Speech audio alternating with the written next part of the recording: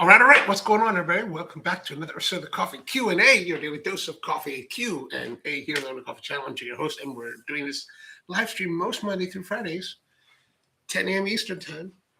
How's it going? Today, we're going to be resuming where we left off yesterday. I didn't touch anything. I cleaned up everything, but I left everything the way it was yesterday so we can continue on with our discussion from then. And that was about, we start off by inserting the portafilter. How do you get the portafilter to properly insert into your group head?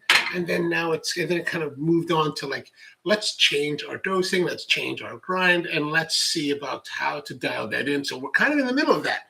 We pulled a couple shots yesterday, and with a new amount. So we changed the amount.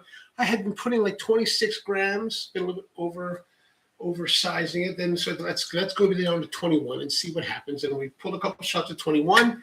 It didn't quite give the results we wanted. A little bit too fast, a little bit too not enough resistance. A lot of basically just fast.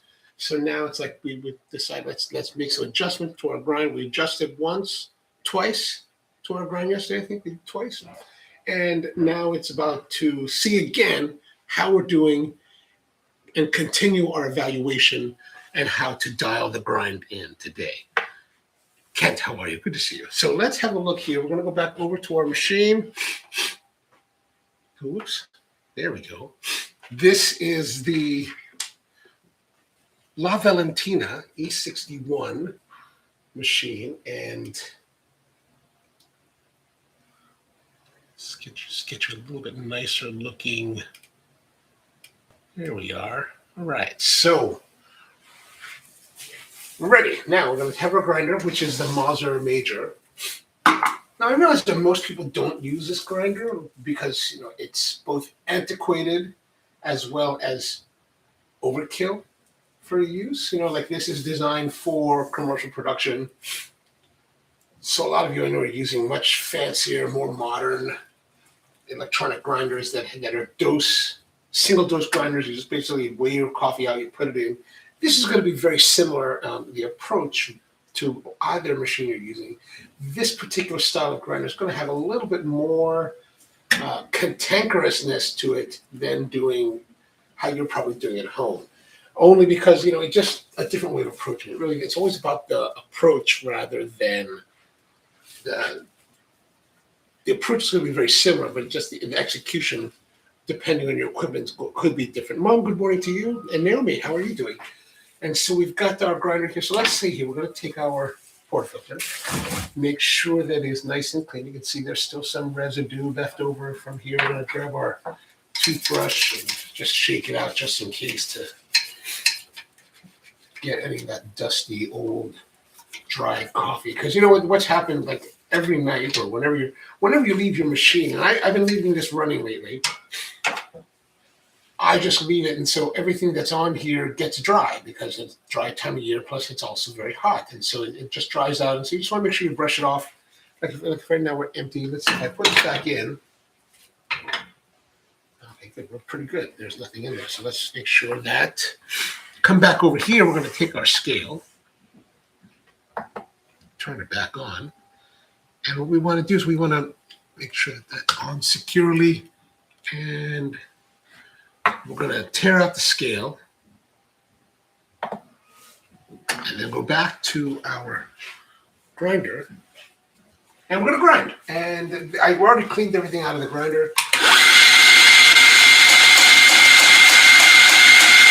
just going to start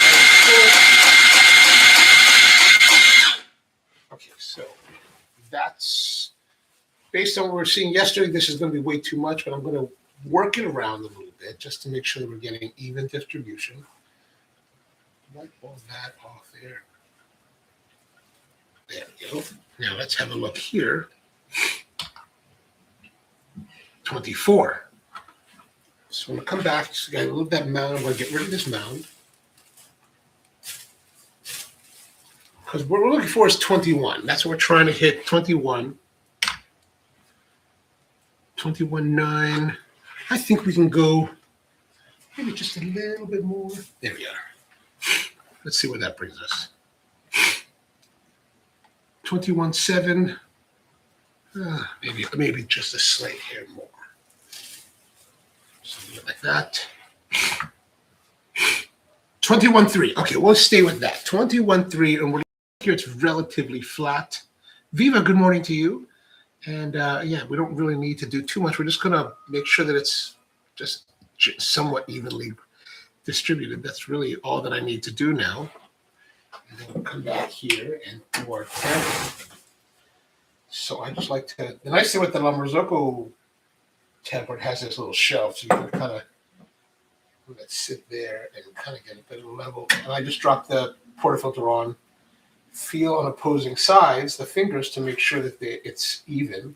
And now it's time to come in with the temp, give it a little bit of pressure, twist, to get that polish. There's always a little bit of extra left off, right? So we're just going to flick all that off there like that.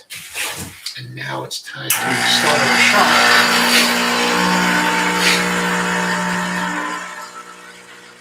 That runs clean.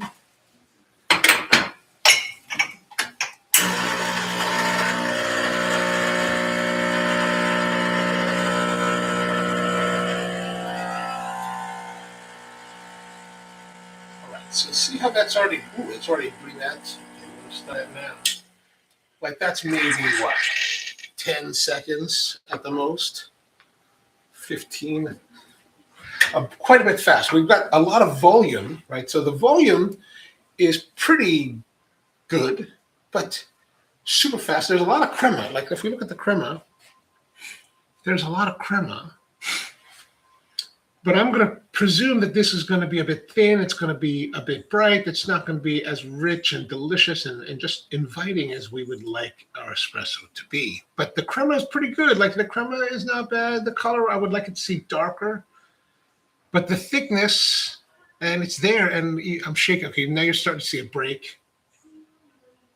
So we don't really, I mean, if you have really, to me, really good espressos, crema does not break for a while. All right, let's have a taste. Let's have a taste. Yeah, astringent, thin, just not pleasant. That's not pleasant. That's not pleasant. We're going to dump that. But here's something. When you're trying coffees, or you're making shots, and you're trying to dial in your grind, one thing that I highly encourage you to do, and I kind of insist that our baristas do, is taste it. Like, taste every shot. Like you may look at it and you're like, God, that looks like it's going to be off. Like it's not what I want. It's not the quality that I'm searching for, right? But I encourage you to taste it, even in those, especially in those situations, because the only way that you can build your vocabulary of flavors and understanding coffee is to taste everything you possibly can, good and bad, right? Good and bad. So the more bad you taste, the better your appreciation of coffee will be. So let's take out our puck here and let's have a look. I'll bring it here. So the puck, good compaction, pretty good resistance. There's a little bit of give, a little more give than we have been getting before because, you know, of course, it is a lot more, it is much less coffee. Knock that out, and you can see here there is no oils really, which is good. So we're stopping it at the right moment. Now it's time to rinse that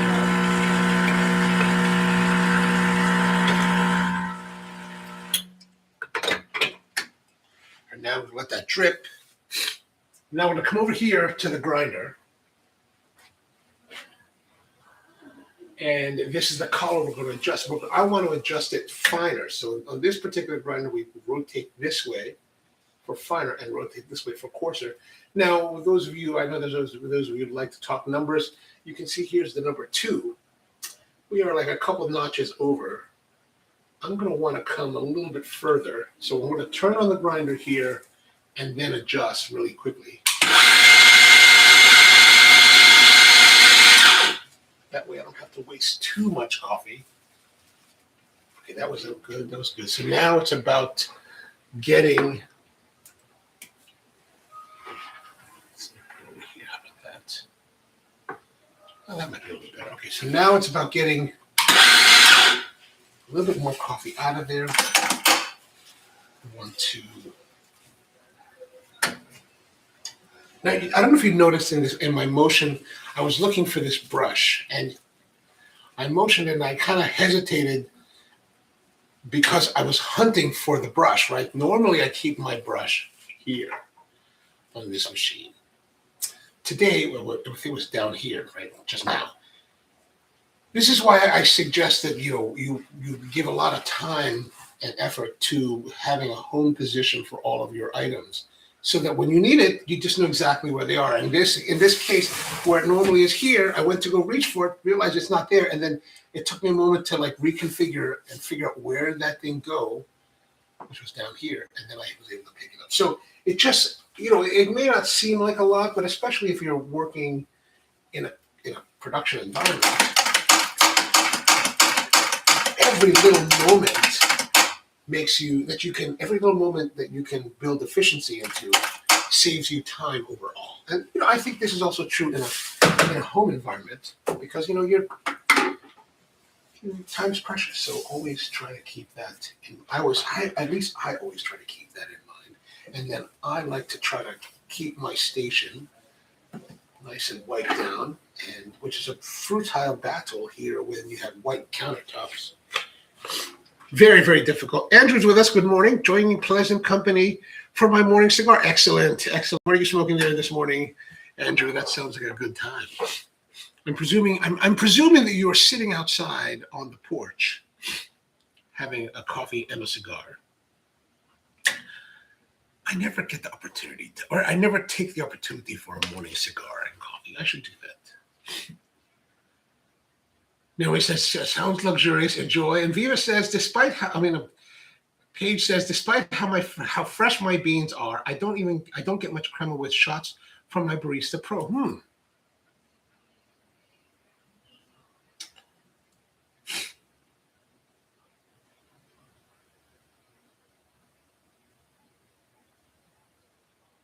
That seems rather odd. And the Barista Pro is, let me read. Is that I want to think? I'm thinking that the Barista Pro is the Breville.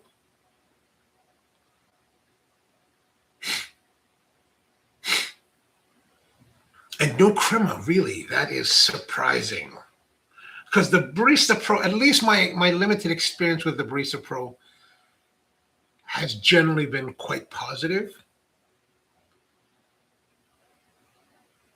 The couple of things that you might want to consider there, Paige, is to think about if you're not getting espresso, like if you're not even getting really thin espresso crema, and you're just getting black coffee.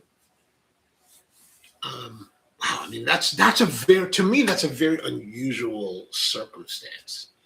Perhaps, and I'm going to presume that you've got the right amount of coffee, so somewhere between 14 to 20 grams of coffee per double shot.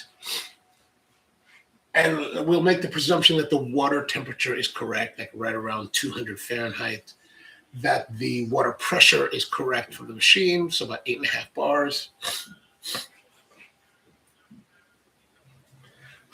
Maybe the question is, how coarse or how fine is your grind, and how long are the shots taking, right? So in my experience, at least, I have found that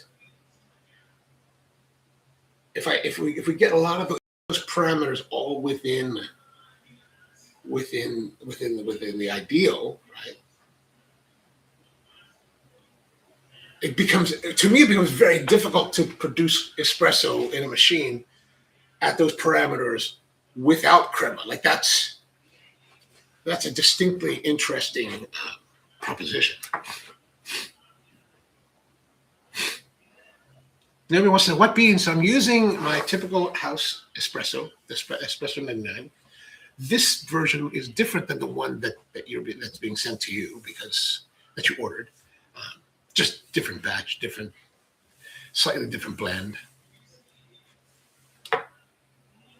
And just asking, what exactly does dark crema indicate? So the darker crema just means that there's greater amounts of solids inside your shot, right? Just greater extraction.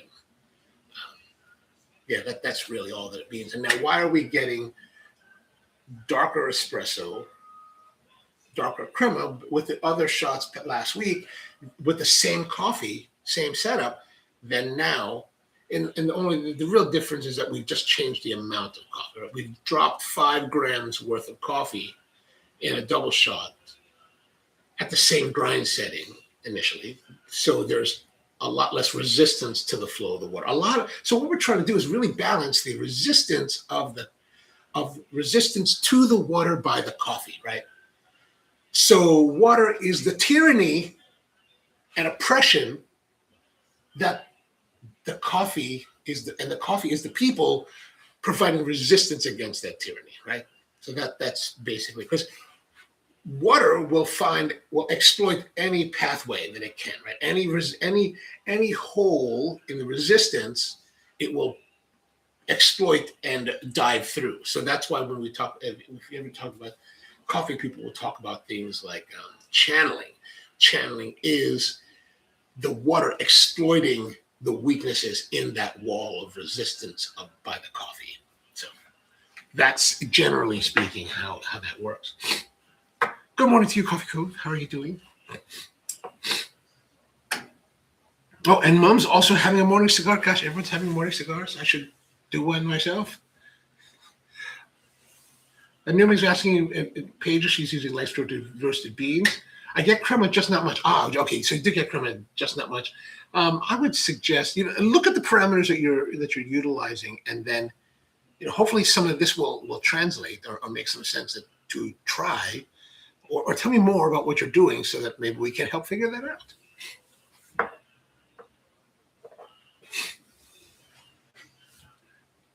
And Andrew is having the EPC Corona and the Illy's. Oh, you're at Capitol this morning. Gosh, already out at Capitol. That's nice. And Paige says, I use 18, 19 grams, usually medium roast, hottest temp. I'm using 64 millimeter flat burst. Average 30 grams, 30, 35, 40 out in 30 seconds. Is it actually timing out in 30 seconds? How about if you were to fine up your grind?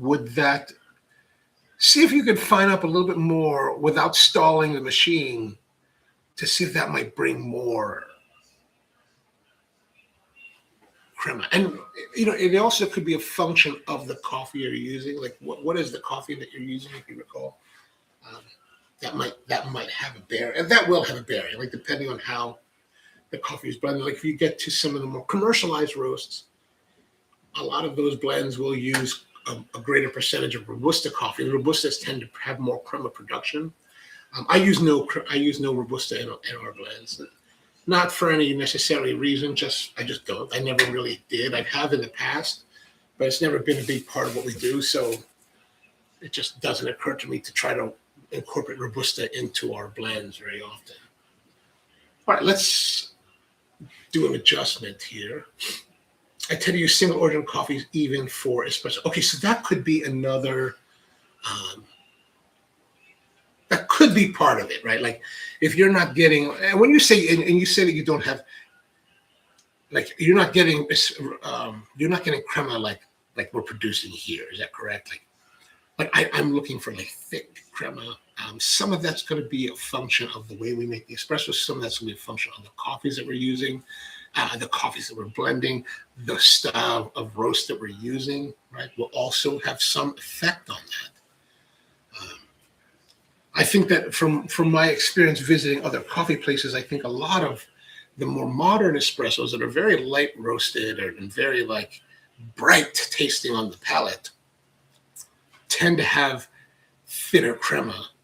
I think that's more of a function of the way that they're doing everything leading up to making the coffee, right? So, and then most importantly, the other side of it is that you're drinking the espresso. Are you enjoying it, right? And if so, that's really the most important part. If you're enjoying it, then that's the great thing. Like everyone's going to have different methods for espresso. Everyone's got different approaches. Like I like espresso, for me personally, that is richer, more robust, more cacao notes, some nuttiness on the finish, right? Maybe a little bit of fruitiness in the body. So it's a different experience. Like I like a different, if for my personal taste, I prefer a different experience than some of my contemporaries in the business that want that high brightness and stuff like that. I'm not necessarily a big fan of that. So that's something to consider as well,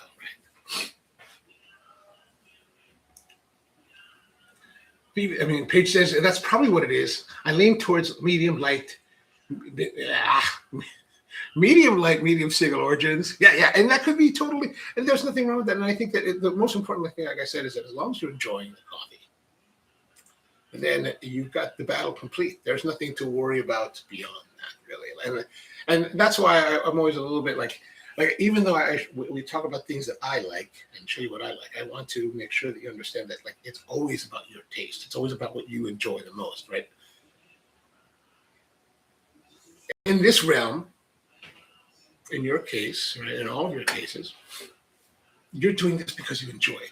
Right? You're not doing this as a profession. You're not doing this in a cafe environment trying to satisfy untold masses who have yet to wash themselves, right? You're just trying to like make coffee for yourself that you like. And that's the most important thing, is that as long as you enjoy the process, as long as you enjoy the results that you're pulling, that you're making, there's really nothing else left to worry. And you may at some point be caught up with the banter out there and think that, oh, will people like my coffee? Well, who cares? If they come to your house and you're like, hey, would you like a coffee? Yeah, I'd love a coffee. Here you go. And they don't like it. Well, I mean, that's just their taste. It's like if you go to any coffee shop, they have a typical house style. You may or may not jive with that style, and that's all right too. Okay, so let's see where we can go if we can get better results out of this foolishness. Oh, Kenneth is with us. What's going on, Kenneth? Have you tried dialing in a Eureka 055S? I have not. I have not tried one of those. I presume, well, let's see, let me have a look at it. I mean, from my perspective,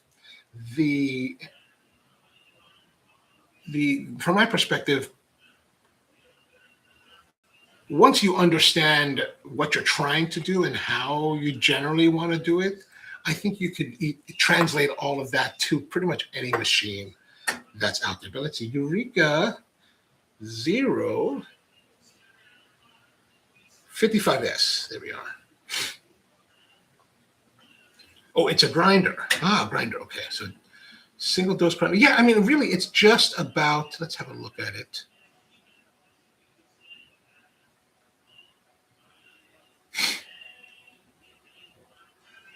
I'm presuming that the zero waste. I was going to say, I'm presuming that the zero means zero waste, because this looks like a very typical type of grinder in the world. And you got the little pump there to blow your stuff out. Yeah, I know. I would not expect that you would necessarily have to change much of anything at all to work with this at your home setup, right? Just grinders have changed, but they haven't changed that much, right? They're all relatively the same in some respects. So yeah, if you're worried about like, oh, will it work? It should work. It should work. And it's always about taking the time to work with your equipment, to learn your equipment, really. I can work with this Monster Major almost blind because I've used it for so long and I know it pretty well, right? So.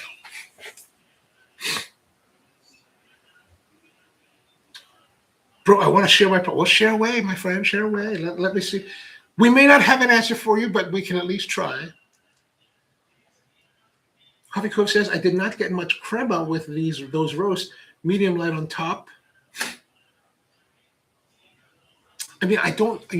I would imagine that. I think that when you have the lighter roasted coffees, I don't think they produce as much crema, right? So the roasting is going to have an impact on the way that you get crema, which is why if I think back now about going to a lot of the coffee shops I've been to over the years that are part of this newer wave of, I would, without lack of a better term, younger generation of coffee people that like the lighter, brighter coffees, the cremas are always thinner.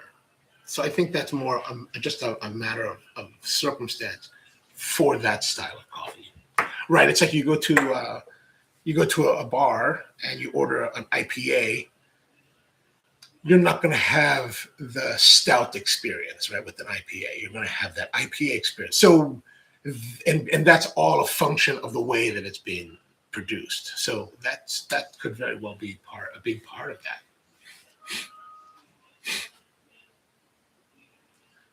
Paige says, "Good to know that it was not just me. I mainly want for better latte." Yeah, I mean, it's probably not you. Like, I mean, yeah, I mean, I think it puts you in a difficult position if you try to think that, okay, the results that I achieve here, you should be able to repeat them exactly. Like that's not.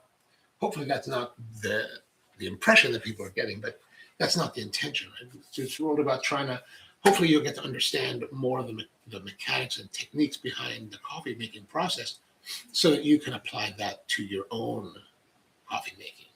Right? Kenneth says, "I took my time dialing it. When I got it dialed in, it was great, awesome. But when I tried extracting again with the same grind setting, sometimes the shot time will be faster." So here's the thing. So bear in mind that as you're doing these shots, so I'm going to presume in between those two posts that you put up here, those two moments, you said, "I took my time dialing it in. When I got it dialed in, it was great. Okay, awesome. You're awesome. Beautiful. Golden." Then you're like, "Well, when I tried extracting again with the same grind setting," now I'm going to presume that you mean that you have had some time pass between those two moments in time when you made great espresso, and then the other was maybe not as great as it was yesterday. So which means that maybe it happened yesterday, maybe it happened the day before.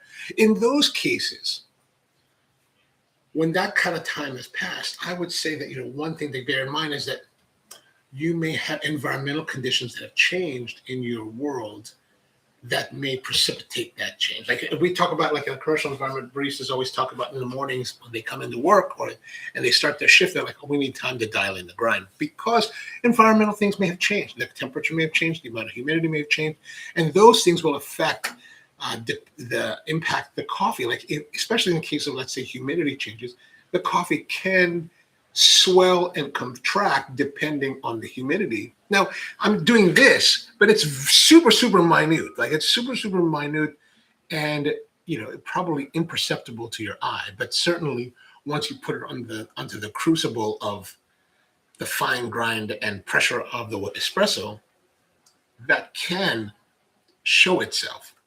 Now, if you're talking about, I made this one shot. I made a shot. I drank it. It was beautiful. It was amazing. I sat around. I smoked my cigarette. I was like, "Oh, I had a great time." And I had a cookie. And then I came back 25 minutes later and I pulled another shot and it sucked. That could also be a question. And not just, that kind of environmental could have changed quickly in that time. That is possible. I've seen it happen. But it could also be that perhaps some of your technique is not necessarily consistent. And that's one thing that we've talked about in the past, that as you're working with your coffee, you want to develop your techniques so that your techniques are consistent. Like when I'm training baristas, especially for Spro, for myself, that they're working for me directly, we're very rigorous in our training, especially in repetitive things. We're doing a lot of repetition to build certain actions and certain muscle memories so that everything will be consistent, right? Because if we're talking about working with our setup, so we've got a machine that we're expecting that is going to be delivering consistent pressure, consistent temperature. Right? We've got a grinder that we presume that once we lock it into its position, separation of the burst, that's not going to drift, right? Outside of those items, it's all about us, right? It's all about what we do, how much we grind, how much we dose, how well we distribute, right? How even is our tamping? How much pressure are we tamping with? Now, I do a lot of drilling with our baristas on these items because I want them to get that consistent. Because here's the thing: if I pull a shot one moment, then I say, "Oh man, it's too runny." Let me adjust. Let me go finer. So go finer. And then it's still running, or it's still kind of haywire, or it gets too tight, it seizes up. I may think that I need to make adjustments to the grind, but really, maybe the culprit is that I'm not putting the same amount of coffee all the time. I'm not pressing down it consistently. If I'm not even and level every time. So even if your cup tends to be like this,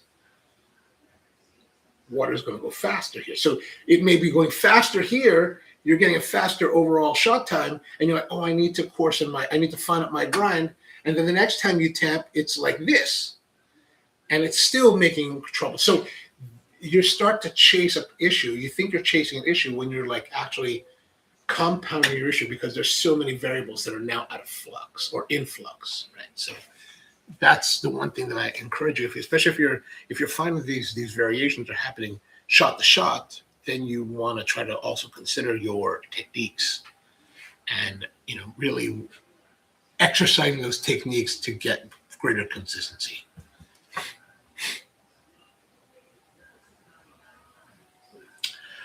Coffee Group says, I wonder if a pressurized basket would help for crema for lighter roast. I don't think I have one to find out. I don't know. I mean, I come from a time when pressurized portafilters, we poo-pooed on pressurized portafilters. I don't know. I don't have an answer. I've used them very, very sparingly in the past when visiting friends' house, and I was like, this is terrible. This is terrible. It's terrible. I've had terrible espresso on terrible machines with these portafilters, so I don't have a positive. Yeah. My experience has not been positive, so my thoughts and reflections on them tend to trend that is a sus way to make coffee, but certainly we should be open to trying it in modern times. Kenneth says, I pulled the shot this morning when it was fairly cold. I went out for work, and then when I got back, I pulled it again. It was faster. Yeah, in that case, I would definitely try to, as you're making more coffee, try to pay attention to your variables, right? It's going to be more cantankerous, but take the time to weigh your shots, tear out, right? Get your scale and tear out see, look at that. It's wet, 555. Isn't it like 551 normally? So, tear out your scale and then continue making coffee and try to pay attention to all the variables that you're working with to develop better consistency. And then you can, I think that will help you towards analyzing, when you're making issues. Because it could very well just be one of those things where that one moment was that one moment of serendipity, right? Where you just had everything happen just the right way at the right moment. The level was temp, the temp was level, the pressure was just right, the amount of coffee was perfect, everything was just on the money. It was just delicious. And then the next time, maybe only one of those variables were just off by a moment, by a minute amount, and that can blow everything up. It can be really that simple, an issue that destroys all of your work. Just if you watch enough of the live streams here, you'll see many a times that I make disappointing espressos. Like, geez, what am I even doing here? Like, I didn't even bother. It's like yesterday. I was like, we're already past 11 o'clock. I was like, forget it. We're just going to continue tomorrow because it's just too much now. It's just too much now, and I'm irritated already. So.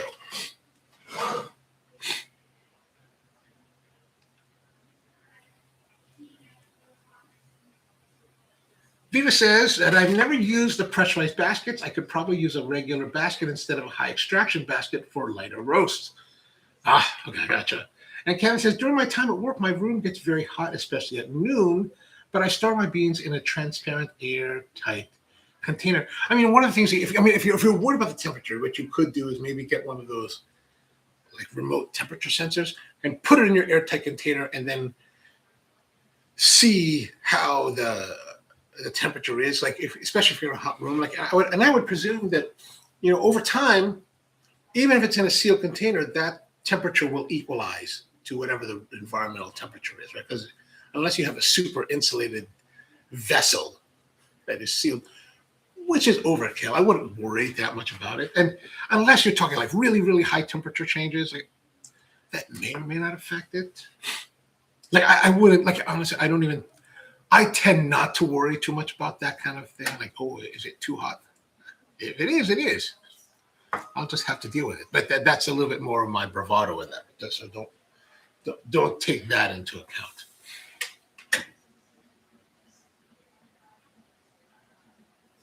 For my puck prep, I use an MHW3 WDT tool and then a gravity distributor and a constant 30-pound temper. Here's the thing. I think, and this is something that one of the other regulars here, Power Plant, likes to like discuss with me about. I tend not to favor those tools, mainly because I come from an era where we didn't have the existence of those tools, just didn't exist. We had to learn everything on our own. And while I do think that those tools are great things to help the new coffee enthusiast to jump forward a bit, and I do think that MHW3 that's the one that has that skeleton thing, right? That does all this. I see that at the trade shows, and I'm like, that's just cool. I kind of want to buy one just because I think it looks cool, but I never use it. Like I've got one of the rakes, one of the WDT things. Where is it? Here it is. I got this on Etsy quite a few years ago from a guy that 3D printed it in this pearlescent. I love the pearlescent. Even had he said, I can make it with a case. I was like, yes, make it with a case, please. And it's cool. It's a nice little tool. You know, of course, as you all know, this has the massage needle. So if I ever want to, or acupuncture needle. So if I have pain, I just start to poke it. But I never use it, and I don't know if you're necessarily. I never recommend. I'm reticent to recommend using these kind of tools only because I think that it serves you better to try to learn how to do it without it, right? Just because it just I think it makes a better craftsperson, and it puts you in a position where, like, let's say you're somewhere else and you're not at home making coffee, you're not second guessing yourself, right? Like for example, I can go anywhere in the world, and I do mean that quite literally because I have, and make coffee. And all I need to bring, if I had my choice, I would bring one of these with me, right? This Reg Barber temper, because I just love these. But I'm not. If not, I would prefer. Well, I think if I bring it with me in the world, I might lose it, so I never bring it. So I don't bring anything. I will go anywhere and make coffee with just these, and I think that's a great way for you to practice up to, because you know when you go to if you're heavily reliant upon gear, when you find yourself in a position where you might be asked, "Hey, would you make some coffee for us?" Like you're at a friend's house. You know, you're like, oh, I don't know if I can do that, because maybe you won't say that, but you'll be thinking in the back of your mind, like you maybe second guess yourself, like, oh, you know, I don't have my WDT. Like, can I do this correctly? Like me? Yeah, we can do it. We can totally rock it. We'll rock it, right? So, I just think it builds better confidence over the long term if you don't rely upon tools. Now, the tools certainly are helpful, right? I'm not discounting that. I think tools are essential in many respects, but I don't necessarily think that all the tools are essential all the time.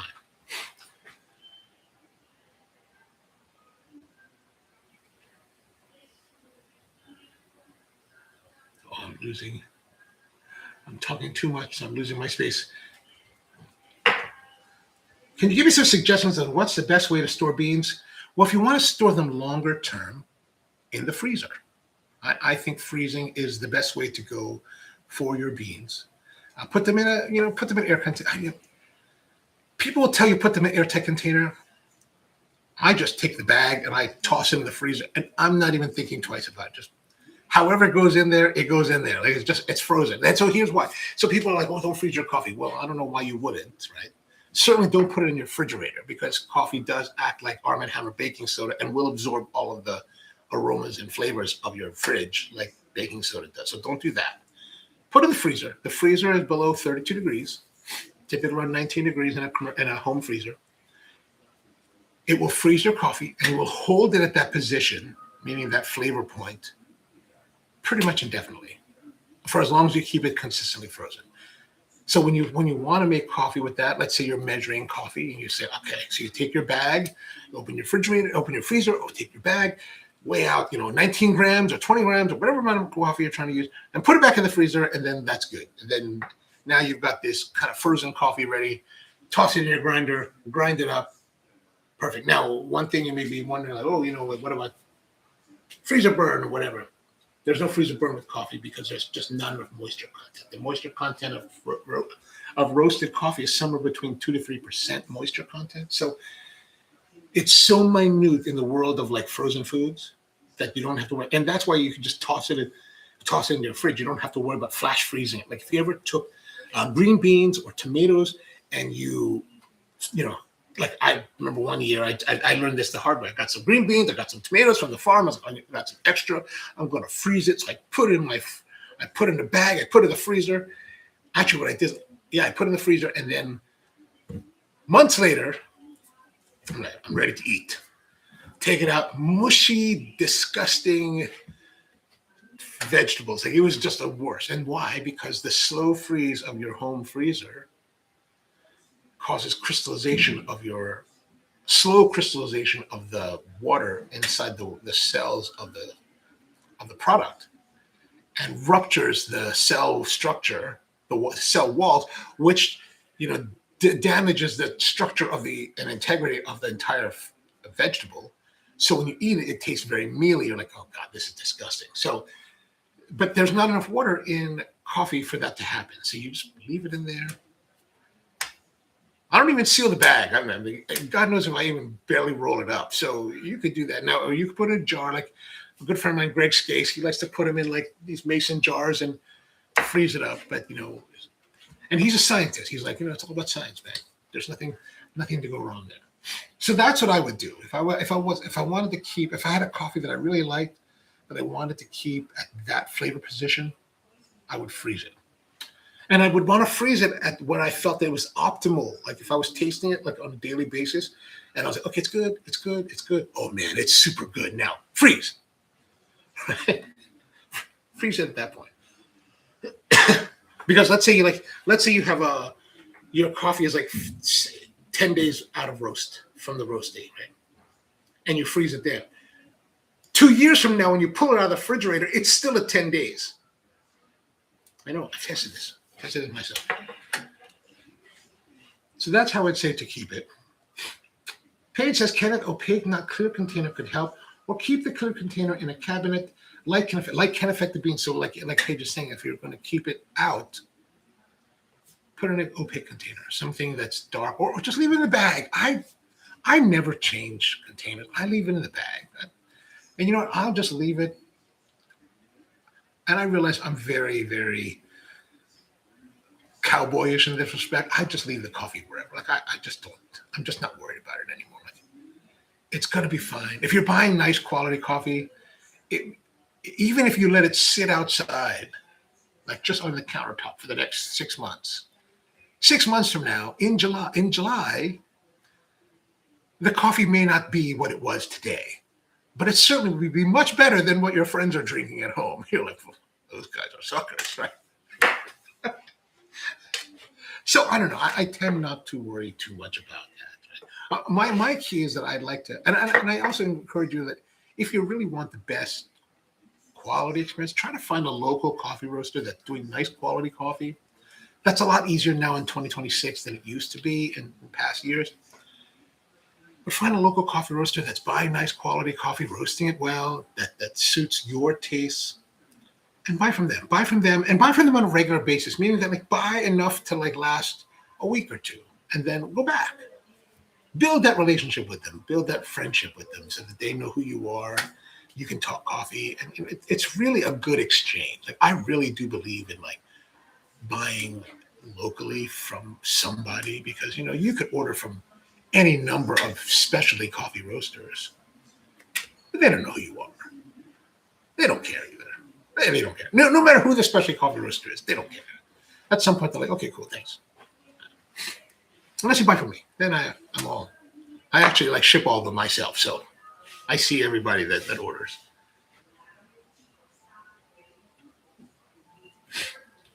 And power plant says temperature variation is also not ideal for the beans. Ken says, I didn't know it's a big deal. I don't think it's a big deal. I tend not to worry about it. Airscape makes a metal canister that works well, says power plant. And Paige loves her Airscape canisters. My friend Matt had some of those. Those are pretty cool. If you're using specialty coffees and want to preserve the flavors, it matters more than if you're buying supermarket beans. Yeah, and I think that's the key. If you want to preserve the flavor. But for me, if you want to preserve the flavor, you just freeze it. It just won't change after that. But if you put it in a container and leave it out in an unfrozen environment, it still degrades. It will still change, right? But once you freeze it, it doesn't change anymore. Kenna says, I love this live session.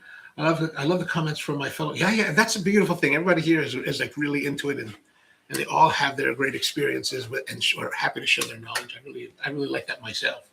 I learn a lot, right? Like I didn't know what the Eureka 055 was until now.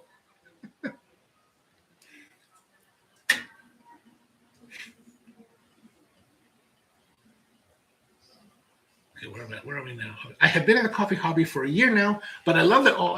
Oh yeah. I mean, even myself, I've been in coffee professionally for 25 years.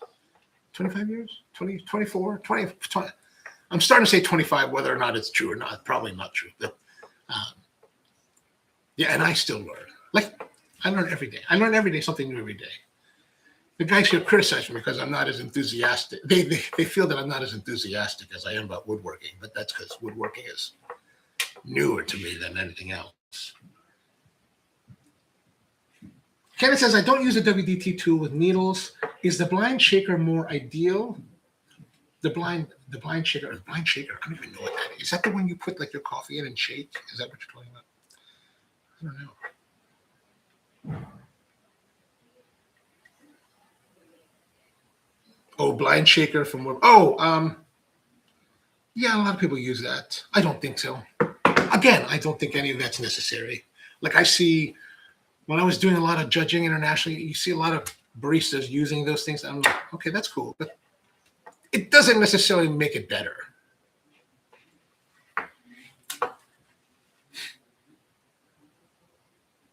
My suggestion is don't spend your money. Just work on technique.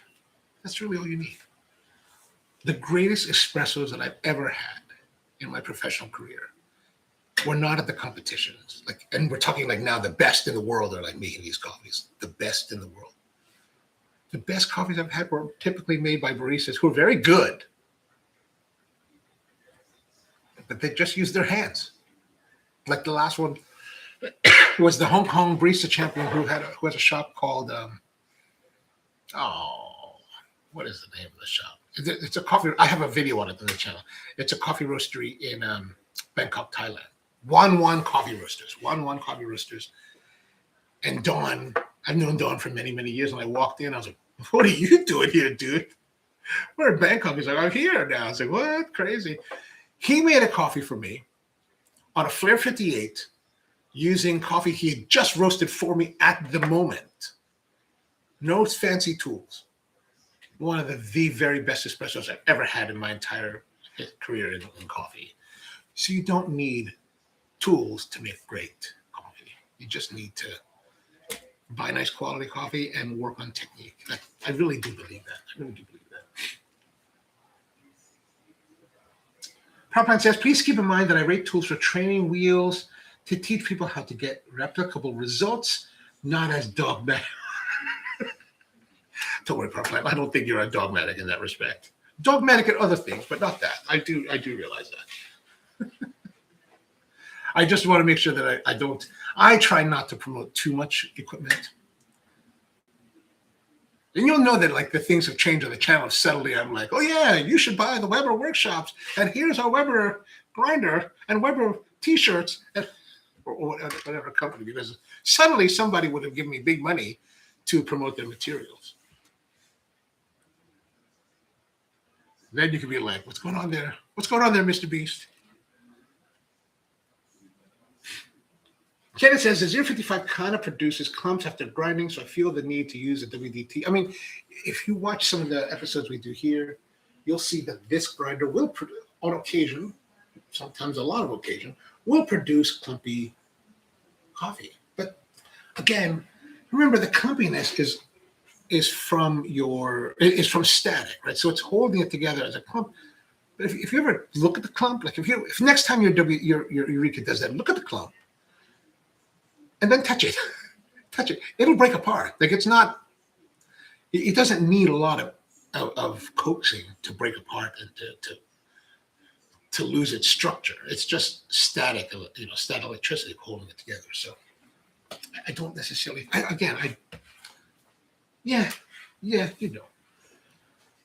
Andrew says, for storage, I use empty Illy tins as long as the cap lock still works. So that's a great way to go. I mean, Illy has spent tremendous amount of resources to develop those cans to keep it as fresh as possible for long journeys across the world. So that's a safe bet. That's a safe bet. Paige says, I feel like I'm making better coffee at home than any of my local coffee shops for sure, and often better than many I've been to out of town. I mean, honestly, that's with a modicum of effort, that's actually not very difficult. It's a very, I think the shops that are doing truly exquisite coffee on a high level at a very consistent basis is few and far between. Like there's a lot of coffee shops are just coffee shops, even though they may have name recognition, they may have a good reputation, but a lot of times you just go there, they're solid. They're not like transcendental. Very few are transcendental.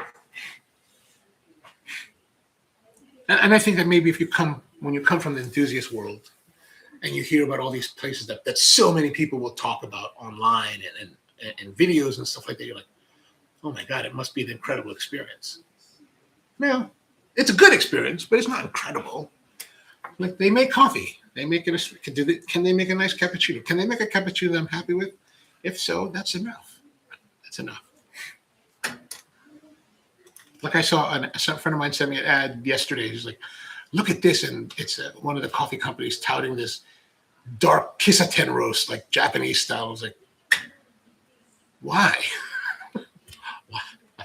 And I'm a big kisaten fan. Like I go to kisatens when I'm in Tokyo all the time. That's the only place that I'll go to.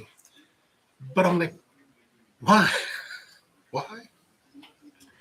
The kisaten owners that I know, they're kind of transitioning away from that old style of roasting in some respects, not totally.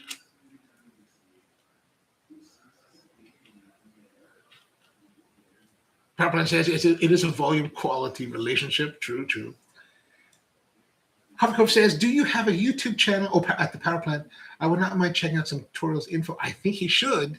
I keep telling, I don't think he does though. I don't think he does. I do love finding the shops that give quality despite quantity. I feel like the areas I'm close-ish to over North Carolina have an embarrassment of riches of fantastic coffee shops and roaster. Yeah, so I should ask you, like, what are you recommending in the Raleigh-Durham area for coffee shops? Like, if I'm there, where must I go? Oh, sound speed? Alan, man, how are you, man? Good to see you. Using a camera mic, my ears are crying. I'm sorry, man. No, I'm actually using this. I'm using so those of you who may not be familiar, SoundSpeed's Alan Williams is a boom operator for motion picture production we used to be in Atlanta, but now I'm sorry for the click. I'm using the first generation Rode Wireless Go, and I am trying to keep it nice, but yeah, it's not. We were talking about this on this live stream a few weeks ago. I was like, oh yeah, I should. I have the generation 2 for field shooting, but I use it here once in a while. But yeah, this one, I really should get something better. How are things, man? Good to see you. I haven't seen you in such a long time. Hope things are well. Are you still driving? Because I know, at least here in Baltimore, production has been Deadly.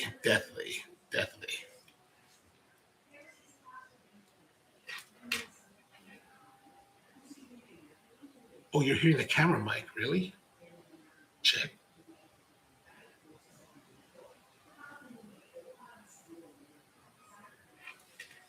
Let's see. Oh, wait a minute.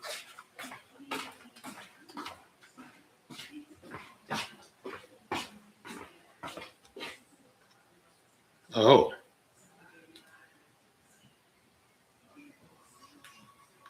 Well, I think that might have. Did that change anything? Because.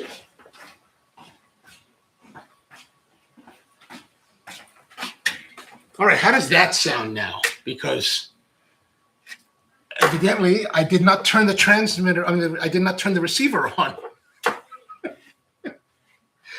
I'm surprised it actually, well, here's it. That's interesting. So is that better? Let me know if that's better, because evidently I didn't turn the receiver on. The transmitter is running. The receiver was not running.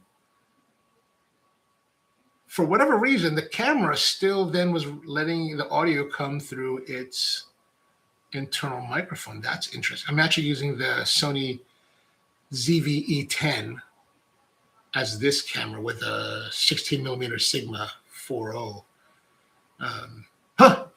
Wow. All right. Camera mic still. Oh. All right. Well, I'll have to work on this later. Although, yeah, if I look at the I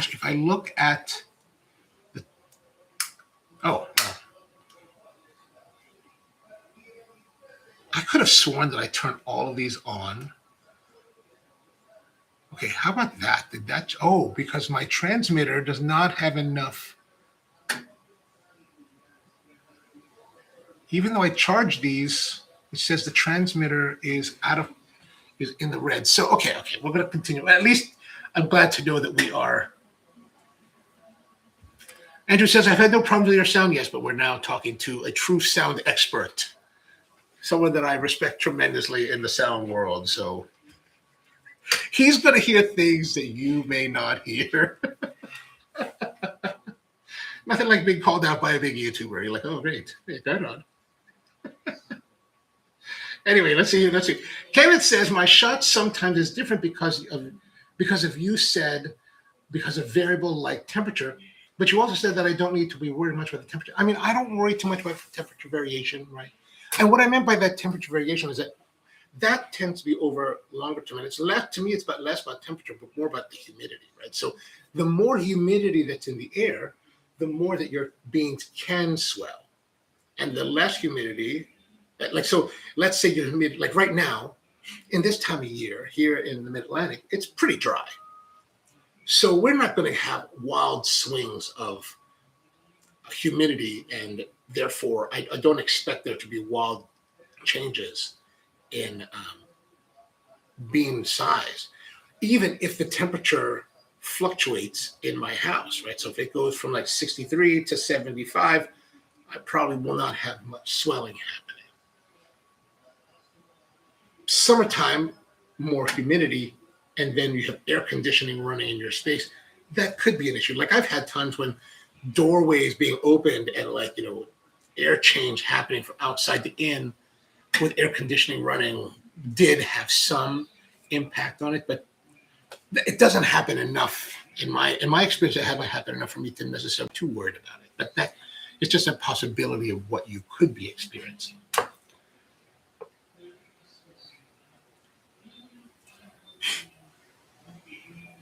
Paige says, I don't go all the way to Raleigh a ton, but I can send you a message on Insta with the shops I've been to and enjoyed. All right, very good. Sounds great. So what should I really do in terms of consistency? I buy beans from a specialty coffee roaster. Should I still keep them in a transparent container and maybe put inside the fridge? Don't put in the fridge. Freezer only. Don't put in the fridge.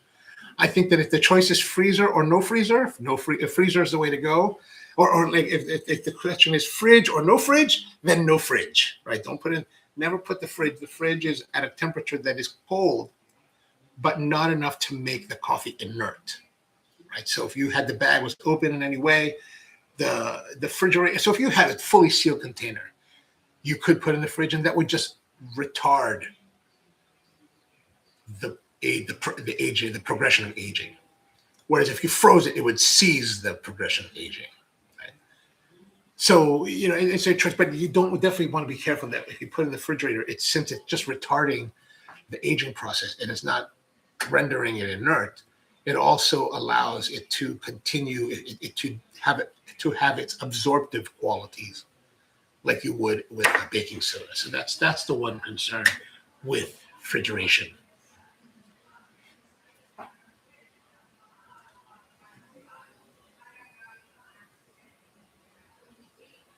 Proplan says that's very flattering. My channel has been updated. You should make more videos, man. You're in Japan, man. You could totally make interesting videos about coffee in Japan. I would totally love to do more of that. Then we says, I hear just fine, right? And Kenneth says, I live in a very humid. Oh, okay. Oh, the Philippines. Oh gosh. Okay, yeah. Okay, that could be. So if you're in this now, we're knowing more. So in the Philippines, yeah, there's a lot of humidity there, especially when the typhoon comes, and then it's very humid. So you should be careful with that. But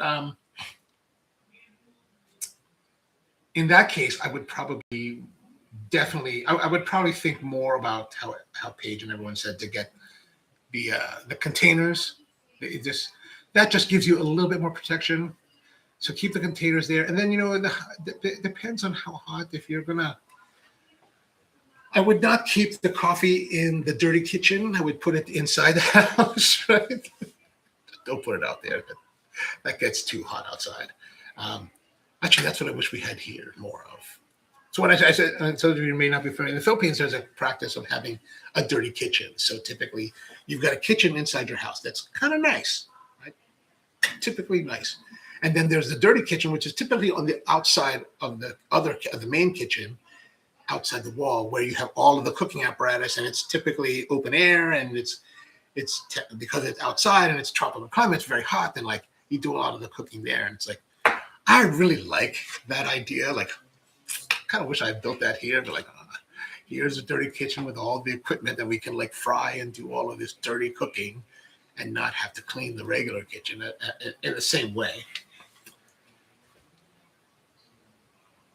Proplan says, ask your specialty coffee guy. They will know if you're going through your bag in a week, whatever is fine. Agreed.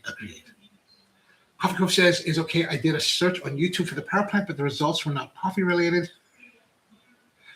You got to look for the tag, right? So if you put his name into it, you got to look, see how there's a circle that has the green, says the power plant in it.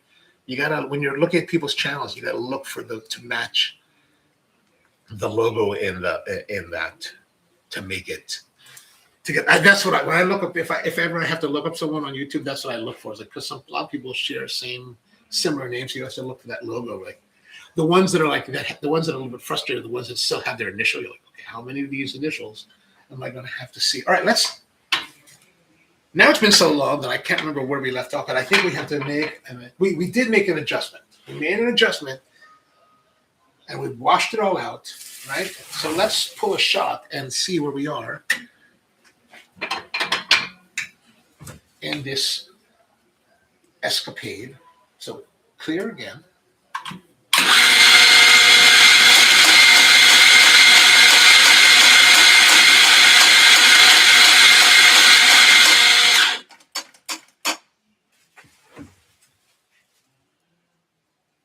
Yes. We need to get rid of this. So let's distribute first. See, right now, like I said to you, there's sometimes clumping. This is not necessarily happening. Plus, also now, Kenneth, that you're saying that you're from the Philippines, the clumping could also be partially due to the humidity as well, right? So that,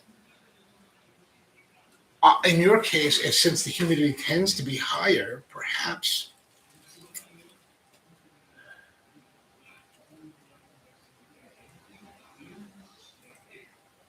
I'm reticent to say this, but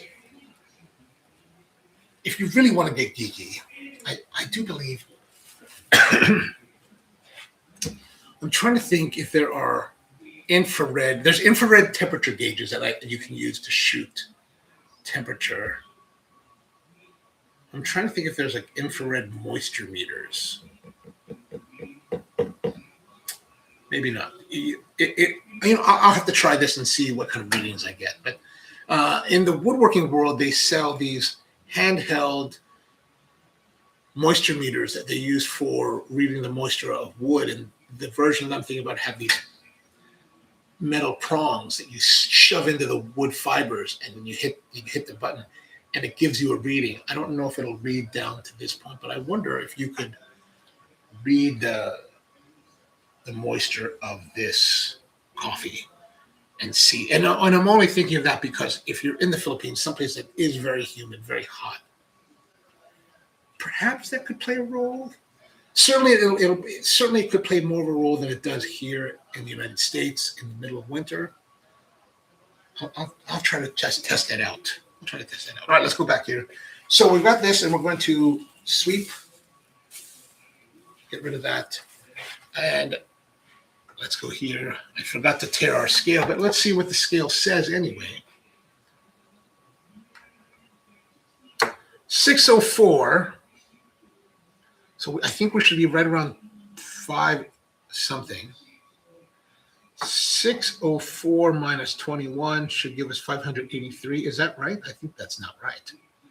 I don't know. We're going to try it. I should have done that. You should have done it the right way to begin with, but we did not. Oh, we'll do it the right way. We'll put this back. Clean. Now let's go and tear this out. Okay, there we go. Good. Now,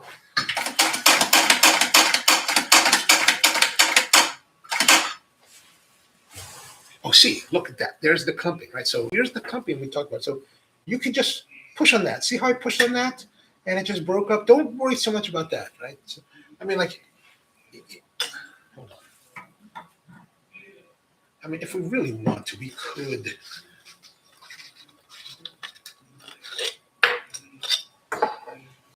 could use this tool here, right? Now's the time when you do this.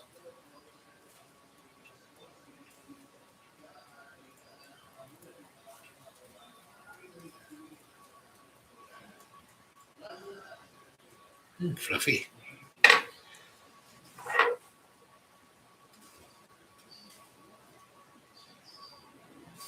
All right, so let's see how much this weighs.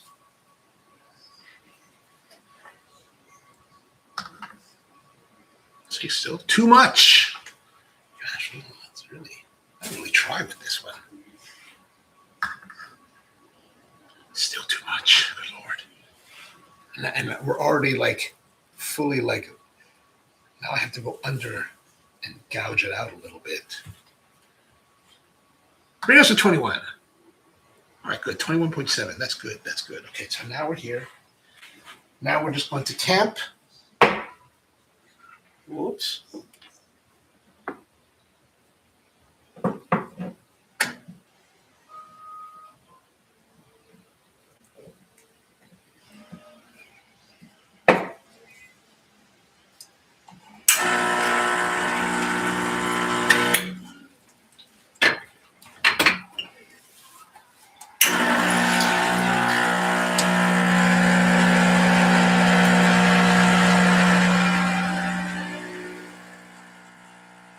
See, I think it's still running too fast. Like, I would like it to be, yeah, that's still fast. That's not reassuring. Good volume, though. We got a lot of volume. So let's have a look here. We got a lot of volume.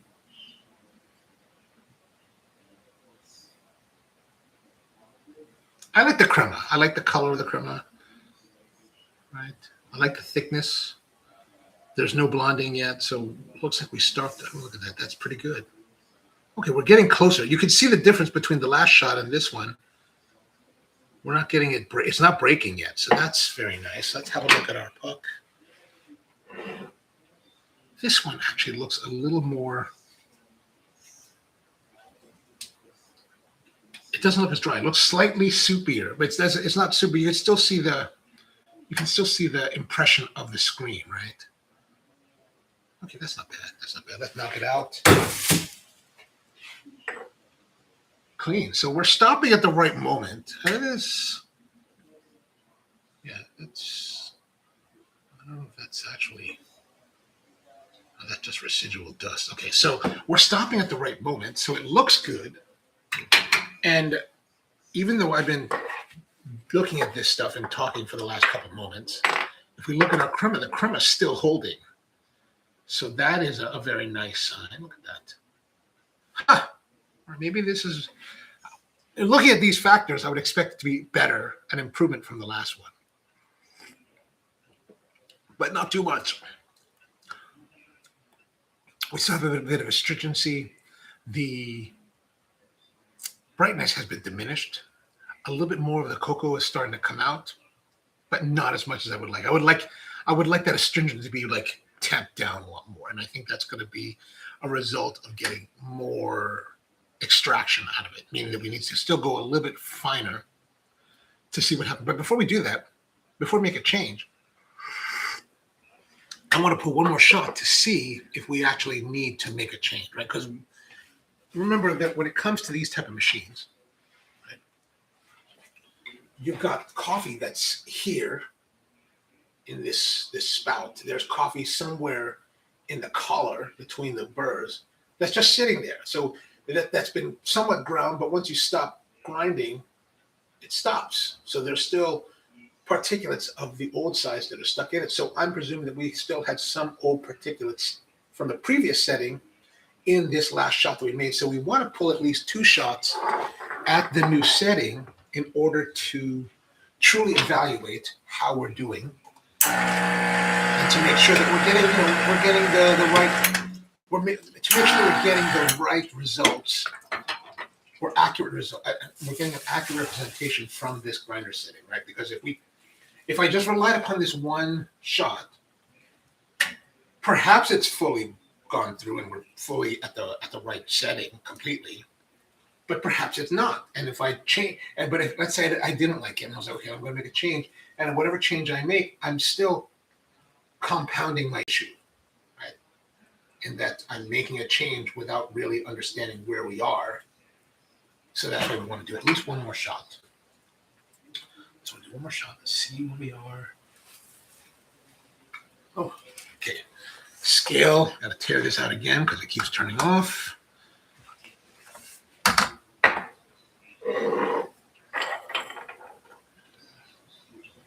Okay.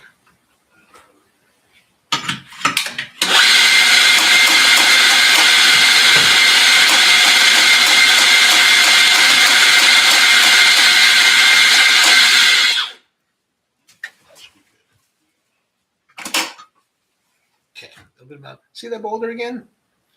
We can use our WDT and pick at it. Now, here's something that I want you to consider as you're developing your own regimen for making coffee.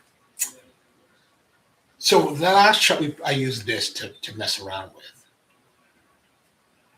I no longer remember at this point when I used this. Meaning that I don't think I did. I don't think I changed anything. I think we just went at it, right? Put it in, and I did these little concentric circles going around.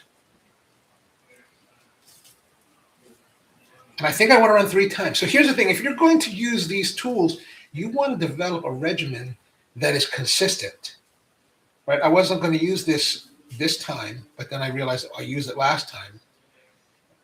And we want to have somewhat equal results. So there's got that, but that's still too much coffee. So we're going to move it around. I think that's what we did. All right, let's see where we are. Oh, you are terrible. This thing died on us again. Oh, battery's dead. You are terrible. 6:04. Okay, we're going to have to presume that we're on the money. Because that looks kind of like we had it. We could just gouge a little bit more. There we go. That'll give us somewhat close. Now, here's another thing. So, like, whatever our results this time, we don't know because we have another variable that could be in fluctuation. So,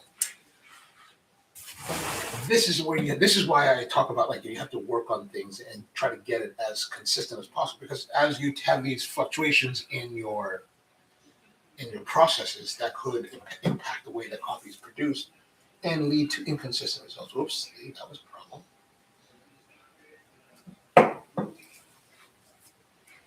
Okay, here we are, right? Flush again. Now with these mid shot flushes, I just kind of look, or between shot flushes, I just kind of make sure that the water is running clean.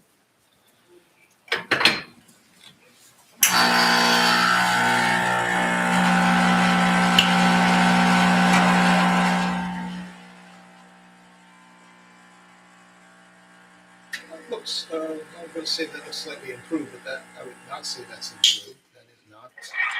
That is not improved. I don't like the way that looked. Volume wise, pretty good. Crema wise looks thick as last time. Got little big bubbles there, so let's.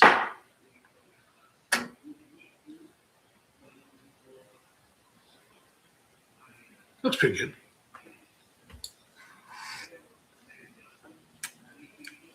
Actually, there's better clarity in this one than that one. It actually even gives a little bit of like citrus note. The cacao that was starting to come out here is totally gone in this one. This one has citrus notes, like an orange peel kind of character coming out. The body is improved.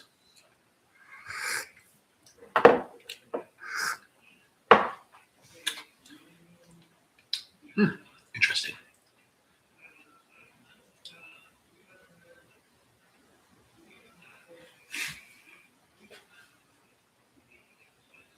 I don't know if I said this already, but PowerPoint says, ask your specialty coffee guy. They will know. That's true. At least if you have a good one, they should. If you're going through your bag in a week, whichever is fine, perfect. By the way, Kenneth, where in the Philippines are you? Coffee Cup says it's okay. Is okay. I did a search on YouTube for the power plant, but results were not coffee. Oh yeah, that's right. We were talking about that. Kenneth says we normally go through 1 kilo of bean in 2 weeks. We have so many coffee drinkers in the household. And you sometimes are awesome. Glad to have you. Glad to have you, man. We're here almost every weekday at this time.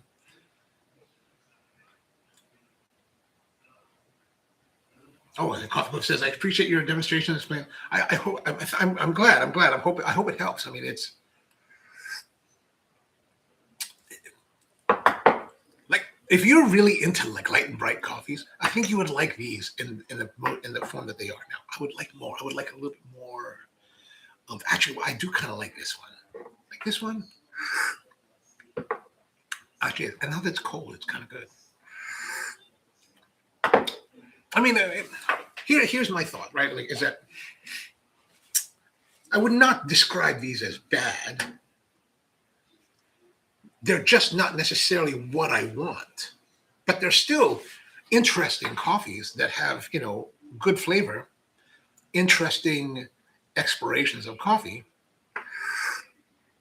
But again, just not what I would like to have.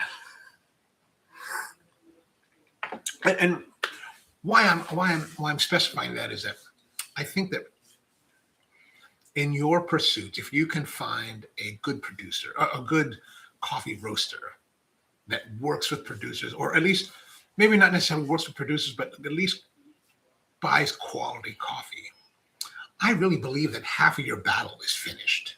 Like if you can get great quality ingredient, it becomes much easier to make really enjoyable beverages. So I always encourage people to try to find the best quality coffee that they can. But if you enjoy something else, there's nothing wrong with that. Like I have a whole group of friends, right? That they love coffee. They love coffee. They love to buy the home like coffee machines, the Juras, the Gaggias, and all that stuff, the super autos. And they don't talk coffee to me very often because like I honestly, I kind of don't understand. I'm like, what are you? Because they'll once in a while they'll tell me, I bought this coffee. I got a kilo bag for like, I don't know, $10. And I was like, yeah, but it's not very good. But that's only because I don't like it. Right? It's just not to my taste. If I'm at their house and they're like, "Hey, would you like coffee?" In the rare occasions that I say yes, I'll enjoy it because it's enjoyable enough. Most of the time, I do decline because, yeah, I just don't like it. I just don't. But they love it, right? And that's the important thing, is that as long as you find a coffee that you enjoy, that's all that matters. Right? That's all that's the only important. That's the only truly important thing, right? You have one of your good friends that comes over that's been in coffee for many, many years and traveled the world tasting different coffees, and he's going to come over and poo-poo on your coffee. Well, who cares about that? Like, who cares about that guy? That guy's a fool, right? That guy's a fool.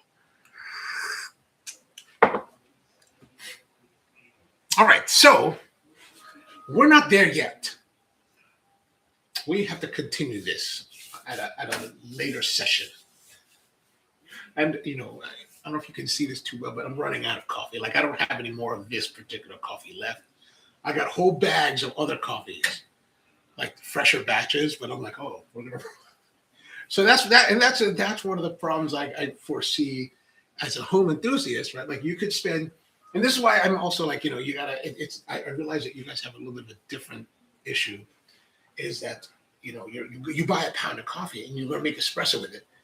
You only have that pound of coffee, right? And that pound, when you're trying to dial in a grind, that pound goes quick. Which is why I encourage you. I've been encouraging to work on your skill set, work on the different parameters to try to help gain consistency in your technique, so that you can be more prepared when the expensive coffee comes, so that you can be faster and enjoy more of the coffee instead of trying to sit there. I have sat there in my younger years of being a barista where I burned through pounds of coffee trying to dial it in, and part of the reason was because I was chasing so many variables and didn't realize that so many variables were in flux. All I thought was that I need to adjust the grind.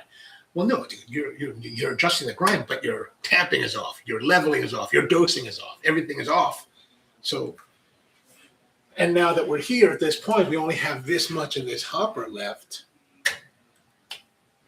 Even I have to wonder, like, oh, in order for us to get the ideal coffee out of it, how many more shots can I really pull out of it before we run out of coffee? And then once we get to let's say we find the God shot of this, we'll only have like 2 or 3 left. So, oh, well, that's just a fleeting, ephemeral experience happening here.